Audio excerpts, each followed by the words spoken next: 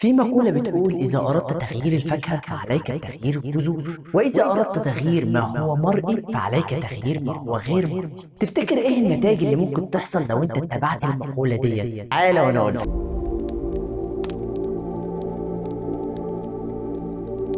السلام عليكم ورحمة الله وبركاته. أنا إسلام أسامة وأنت بتتفرج على القناة فهمني. فكرة القناة إن أنا أقرأ كتاب وأفهمه بحيث إن أنا أوصل لك تجربة أشخاص وسط مكانة معينة وبيحاولوا يسهلوا عليك الطريق. فلو حابب تستفاد اشترك في القناة. الحلقة التانية يا صديقي من أسرار عقل المليونير للكاتب هارفي إيكر. اتكلمنا في الحلقة اللي فاتت إزاي العقل اللاواعي بيقدر يتحكم في حياتك، فلو عاوز تسيطر عليه اتفرج على الفيديو. الحلقة دي يا صديقي هنفهم فيها السر الأول والتاني والتالت من أسرار عقل المليونير. فحضر كوب قهوة وصلي على النبي وندخل في المفيد. تفتكر إيه الفرق ما بينك وما بين شخص غني؟ ده لو افترضنا إن أنت شخص من فئة متوسطة أو فئة فقيرة. تفتكر هل هو معاه عصا سحرية ولا ذكائه أكبر من ذكائك؟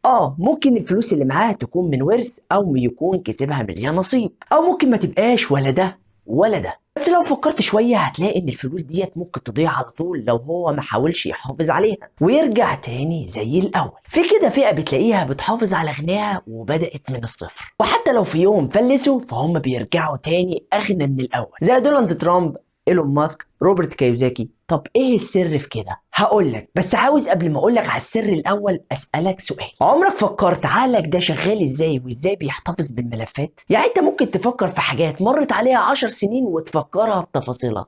طب ده ازاي؟ بص، دماغنا دي شبيهه بمكتبه، كل معلومه بتدخل عقلنا بتتسمى وتتصنف داخل المخزن اللي هو العقل اللاواعي اللي اتكلمنا عليه في الحلقه اللي فاتت. فعشان كده لما تحب تسترجع معلومه قديمه دماغك اوتوماتيك بيسترجع المعلومه دي بسهوله. فاللي اتربيت عليه من صغرك لما بتكبر دماغك بتستدعي الملفات ديت وبتبدا تطبقها في حياتك وعلى اولادك بدون تعديل، الا لو انت تدخلت وحاولت تعدلها. وقيس ده بقى على الغنى والثراء. بتقوم مستدعي الملف اللي انت اتعلمته عن الغنى والثراء وتطبقه على حياتك. فالسر الاول ان الاغنياء بيؤمنوا بمقولة انا اصنع حياتي، اما الفقراء حياتي مجرد صدفة. يوم بتكلم مع واحد صاحبي بقول له في ناس كتيرة من التجار بقوا اغنياء دلوقتي، الواحد عاوز يبقى زيهم. قال لي حاجة صدمتني جدا: احنا اتكتب علينا ان احنا نكون موظفين وما فيش تغيير، وربنا كتب علينا كده. فقلت له هو ربنا ما كتبش علينا كده، احنا اللي اخترنا كده، زي ما انت اخترت انك تكون مسلم او لا. وكمان ربنا قال في القرآن الكريم بعد اعوذ بالله من الشيطان الرجيم بسم الله الرحمن الرحيم: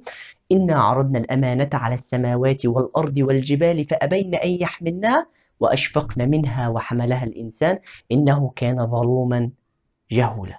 صدق الله العظيم. فالإنسان مخير في كل شيء، إما إنك تختار الطريق ده أو تختار الطريق التاني، بس عليك إنك تسعى وتتوكل على ربنا. مش زي واحد يقول لي أنا عايز أبقى غني. طب عملت إيه عشان تبقى غني؟ هل خدت بالأسباب وتوكلت على ربنا؟ ولا حطيت إيدك على خدك وقلت هو أنا كده مش هتغير مهما عملت؟ فبيقول لك هارف أول شيء بيفكر فيه الفقراء هو إلقاء اللوم دائما. يقول لك مش انا، ده الظروف، ده مديري في الشغل، ده بسبب اني اتجوزت. بمعنى اصح بيعلق شماعته على غيره. لا وكمان بتلاقيه بيبرر افعاله وديت النقطه الثانيه واللي هي التبرير. فتلاقي شخص بيقول لك مش مهم الفلوس، الفلوس مش كل حاجه. طيب سؤال، ادام الفلوس مش كل حاجه، طب انت ليه بتشتغل؟ مش عشان الفلوس ولا عشان حاجه تانية؟ وبرضه تلاقيه بيقول لك عارف احلى حاجه في الوظيفه انك بتروح وتنام ومش شايل هم حاجه. اما الغني تعبان عمال يفكر الفلوس دي فين، هل كسبت ولا خسرت؟ طب معلش، انت ليه بتشتكي في الاخر من الحياه والمعيشه طالما انك مش عاوز تتحرك؟ وديت النقطه الثالثه، الشكوى.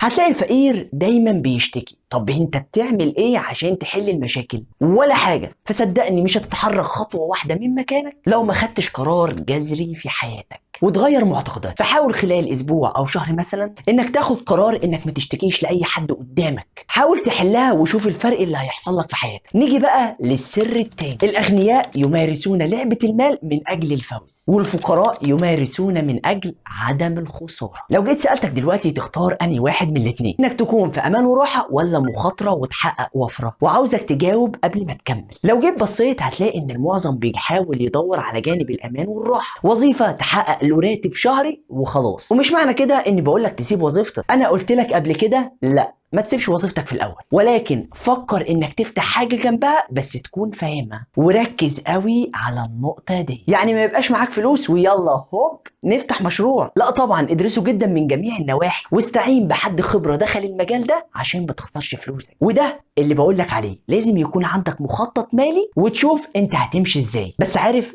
احلى حاجه في موضوع الغنى؟ انك حر ماليا. لما تدخل مكان تقدر تاكل وتشتري اللي انت عاوزه من غير ما تبص على السعر. انت متخيل السعاده جواك هتبقى عامله ازاي؟ عارف، هتبقى عندك دايما هدف انك عاوز تزود فلوسك عشان دايما تتنيك عايش بالاحساس ده. وده ياخدنا للسر التالت، هو ان الاغنياء ملتزمون بكونهم اغنياء، والفقراء يريدون ان يصبحوا اغنياء. طول ما انت عاوز تبقى حاجه، سواء غني او في مكانه عاليه، ابدا ونفذ اللي انت عاوزه وخد خطوات واستمر عليها. صدقني هتلاقي النتيجه هترضيك. اسال نفسك، لو انت عاوز تحقق هدف معين، مستعد انك تشتغل شغل حر لنفسك لمده 16 ساعه يوميا 7 ايام في الاسبوع، وانك تتخلى عن راحتك عشان تحقق حلمك، وانك تضحي بحاجات كتيره دلوقتي عشان تحقق حلمك بعدين. وده اللي قلناه في سلسله الاب الغني والاب الفقير، انك تاجل شعورك بالرضا للنهايه. فالفكره اللي بحاول اوصلها لك انك تشتغل على نفسك، وانك تحاول تنتقل من جانب الراحه لجانب الاصرار. وفي مبدا بيقول ان لم تكن ملتزم بشكل كامل وحقيقي والى ابعد الحدود لتحقيق الثراء، فان الاحتمال الاكبر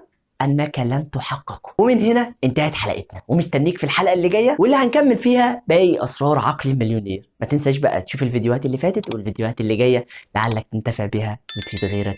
دمتم في امان الله، والسلام عليكم ورحمه الله وبركاته.